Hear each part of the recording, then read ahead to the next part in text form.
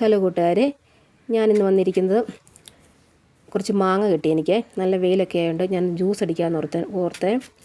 അപ്പോഴത്തേന് നല്ലുണ്ടോ ഇത്ര മാങ്ങ ഉണ്ട്. എനിക്ക് കുറച്ച് മാങ്ങ കിട്ടിയേ. നല്ല ഒരെണ്ണം മതി കേട്ടോ. ഒരെണ്ണം എടുത്ത് ജ്യൂസ് അടിക്കാവേ.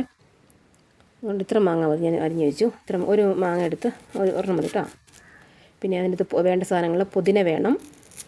പുതിന നല്ല ഗുണമുള്ള സാധനമായതുകൊണ്ട് പുതിന വേണം. പിന്നെ കാന്താരി മുളക് വേണം. ഇഞ്ചി വേണം. ഉപ്പ് വേണം. ഇത്ര സാധനങ്ങളാണ് നമ്മുടെ ജ്യൂസിന് വേണ്ട ആവശ്യമുള്ള സാധനങ്ങളെ.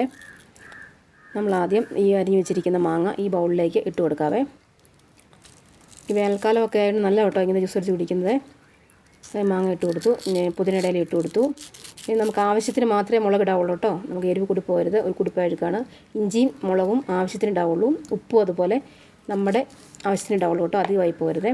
പിന്നെ നമ്മൾ അരയ്ക്കുമ്പോൾ ആദ്യം ഒത്തിരി വെള്ളം ഒഴിച്ച് അരയ്ക്കരുത്.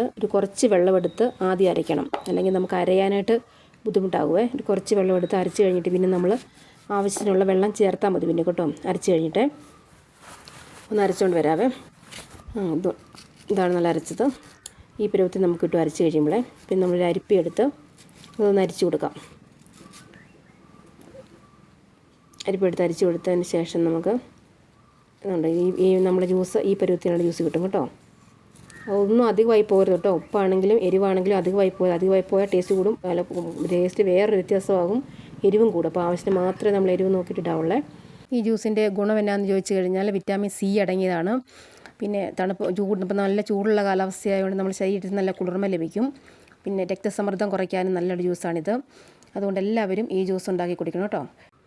ഈ ജ്യൂസ് ഉണ്ടാക്കാനായിട്ട് നമുക്ക് പുറത്തുള്ള ഒരു സാധനങ്ങൾ വേണ്ട കേട്ടോ. നമ്മളുടെ വീട്ടിലുള്ള സാധനങ്ങൾ വെച്ച് തന്നെയാണ് ജ്യൂസ് ഉണ്ടാക്കുന്നത്. കുടിച്ച് നോക്കാവേ. സൂപ്പറാണ്.